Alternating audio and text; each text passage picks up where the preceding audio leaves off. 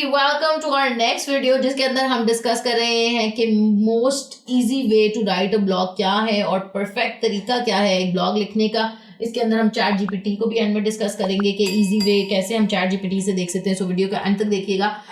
ये सोर्स नील पटेल का है क्योंकि he is one of the inspirations for me in my career.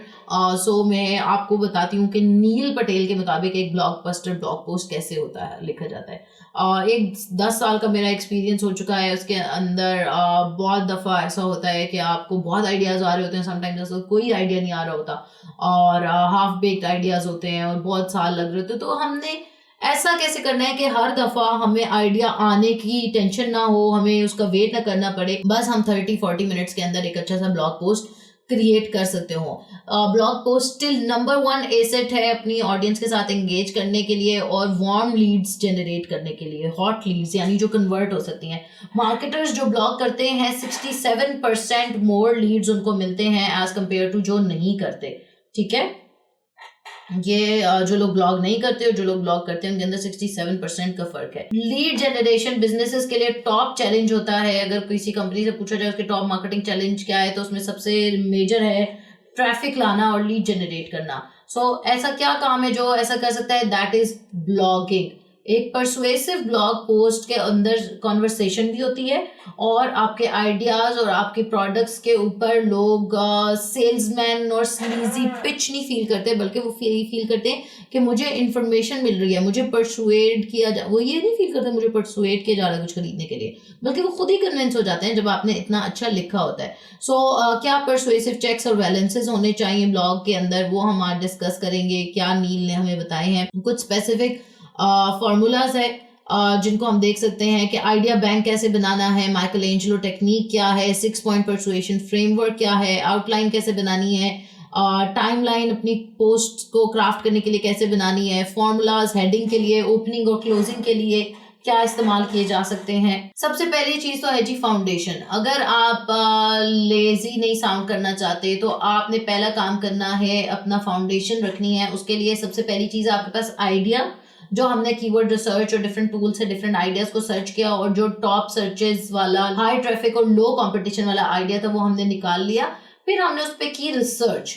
ठीक है, 90% ऑफ द ब्लॉग राइटिंग का आपका प्रोसेस यहीं कंप्लीट हो जाएगा अगर आप एक अच्छा आइडिया निकालने में और उसके ऊपर रिसर्च करने में कामयाब हो जाएंगे। ब्लॉग के लिए कैसे एक अच्छा टॉपिक निकाला जाता है, उसके लिए कैसे एसईओ की जाती है, उसके लिए आप दानकाश पे जाएं। दानकाश के ऊपर एसईओ का कोर्स है, उसके अंदर मैंने स्टेप बाय स्टेप बताया हुआ है कि कैसे आप, ये वाला सही है, SEO course in Urdu, SEO training for beginners. अगर आप जाके लिखेंगे एसईओ ट्रेनिंग दानकाश तो ये आपके सामने आ जाएगा। आप इसके स्टेप बाय स्टेप फॉलो करके इसमें से अपने ब्लॉग के लिए एक अच्छा सा टाइटल और टॉपिक निकाल सकते हैं। ठीक है, सो ये कंप्लीट प्लेलिस्ट है, आप इसको देखें। हायर रैंकिंग्स के लिए क्या करना चाहिए, मैयर एसईओ कैसे करते हैं, रैंकिंग फैक्टर्स क्या हैं, एसईओ प्रोसेस क्या कैसे होता है, इसके अंदर ऑडियंस, कीवर्ड्स, कंटेंट स्ट्रेटजी सारा डिस्कस हुआ हुआ है। ठीक है, टिप्स एंड ट्रिक्स क्या हैं, सो आप इसको देख सकते हैं अच्छे आइडियाज और रिसर्च करने के लिए। सो सबसे पहले तो हमने आइडिया बैंक बिल्ड करना है। ग्रेट आइडियाज ऐसे ही नहीं आ जाते, आपको थोड़ा सा ब्रेनस्टॉर्म करना पड़ता है। सबसे पहले तो अपना एक मास्टर आइडिया बनाए कि मेरा मेन आइडिया क्या है। For example something like this, ideas inspired by your products and services, ideas inspired by your popular content, market में क्या कंटेंट चल रहा है, कंपेटिटर्स का क्या कंटेंट है, आपके टारगेट रीडर्स की डिजायर्स या पेन पॉइंट्स कौन से हैं, और उनके अराउंड आप ये डिफरेंट आइडिया बैंक्स बना सकते हैं कि जी मेरे प्रोडक्ट और सर्विसेज के अंदर ये आइडियाज हैं, पॉपुलर कंटेंट में ये चल रहा है, कंपेटिटर इस बारे में बात कर रहे हैं, लोग इस बारे में जानना चाहते हैं। ठीक है, सो ये आपका स्टेप 1 आ गया जहां पे आप अपने प्रोडक्ट्स और सर्विसेज को एनालाइज किया और देखा कि इनमें कौन सी ऐसी चीज है जिसके बारे में ब्लॉग लिखा जा सकता है, कौन से हर्डल्स हैं, कौन से ऑब्जेक्शंस हैं जो लोगों को आ रहे हैं। उनको प्रोडक्ट की ड्यूरेबिलिटी के बारे में नहीं पता, क्वालिटी के बारे में नहीं पता, तो उनको आंसर करें, सेल्स ऑब्जेक्शंस को आंसर करें। अगर आपको नहीं पता कि लोगों को क्या एतराजात आते हैं आपकी प्रोडक्ट खरीदने के लिए या क्यों वो शॉपिंग कार्ट में ऐड नहीं करते या ऐड करके छोड़ के चले जाते हैं, उसके लिए आप सिंपली वेबिनार्स कर सकते हैं और सेमिनार्स और जूम सेशंस कर सकते हैं, लाइव जा सकते हैं फेसबुक पे, इंस्टा पे। यूट्यूब पे, वहाँ पे जो चैट में लोग आपसे सवाल पूछ रहे होते हैं वही आपके यूजुअली टॉपिक्स होते हैं ब्लॉग के लिए। सो देखो ये फॉर एग्जांपल वो अपने वेबिनार की चैट नील ने दिखाई हुई है कि ये इस तरह के क्वेश्चंस लोग पूछ रहे हैं। What software do you use for marketing, can I get this kind of help elsewhere, if I don't own a business and I work for someone else, how will this benefit. So वो उसके tool के around लोगों के ये सवाल है, ठीक है। सो आप भी इस तरह के क्वेश्चंस लिख सकते हो कि जी why you are the best person to solve their problems, why not your competitor, what's the urgency, what is your product, why is your product relevant now, आज के दौर में आपके प्रोडक्ट की जरूरत क्यों है, why is your product the number one solution।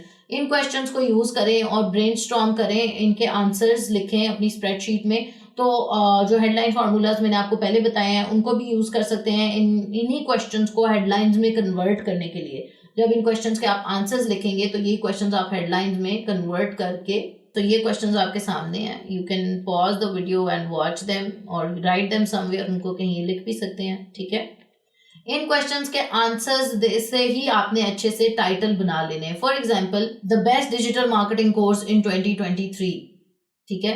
सो ये मेरा प्रोडक्ट रेलिवेंट नाउ क्यों है, why is your product the number one solution, most easy, क्योंकि लोगों को सीखने में मुश्किल होती है इसमें, most easy course about digital marketing in Urdu, ठीक है। सो इस तरह आप अपने टाइटल्स और हेडलाइंस बना सकते हैं इन्हीं क्वेश्चंस को देख के। स्टेप नंबर 2 है कि अपना ब्लॉग कंटेंट ऑडिट करना है।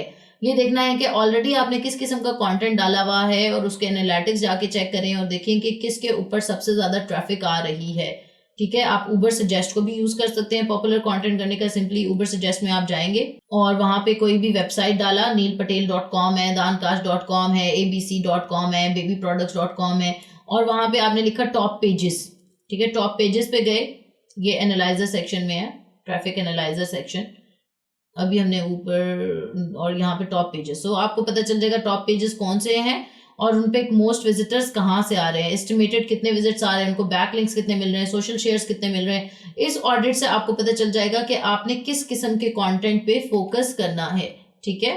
सो अभी हमने उबर सजेस्ट फॉर एग्जांपल खोला, यहाँ पे हमने डोमेन डाला dancast.com और मैंने किया सर्च, ये आ गए टॉप पेजेस।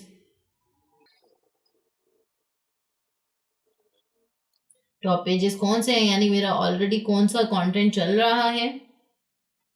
अच्छा, वो मुझे साइन इन करने को कह रहे हैं, so you can sign in and check कि आपके टॉप पेजेस कौन से हैं और उनके ऊपर क्या ट्रैफिक आ रहा है, और इस तरह आप फ्यूचर में अपनी बेहतर वैसा ही कंटेंट जो इसके ऊपर ज़्यादा इंगेजमेंट आ रही है वैसे ही कंटेंट दोबारा बना सकते हो। स्टेप नंबर 3 है कि कंपैटिटिव इंटेलिजेंस सर्च कंडक्ट करें कि ये देखें कि जो चीज़ आप कर रहे हो वो क्या आपके कंपैटिटर्स कर रहे हैं, और अगर नहीं कर रहे तो क्यों नहीं कर रहे। ये देखें कि आपके कंपैटिटर्स किन टॉपिक्स पे बात कर रहे हैं, उनकी कौन सी टॉप पोस्ट हैं। अगेन आप उबर सजेस्ट या इस तरह का कोई और टूल, बस समो या Ahref, इस तरह के टूल्स के अंदर अपना डाल सकते हैं, और वेबसाइट डाली, कंटेंट आइडियाज पे सिलेक्ट किया तो आपको दिखा देगा रेलिवेंट कौन से कंटेंट आइडियाज हैं, ठीक है। स्टेप नंबर 4 है कि जब आपने अपने टॉपिक्स निकाल लिए और टॉप टॉपिक्स आपके सामने आ गए, अब उनको हमने पेन पॉइंट्स और ऑडियंस के पर्सपेक्टिव से उनको लिखना है, ठीक है।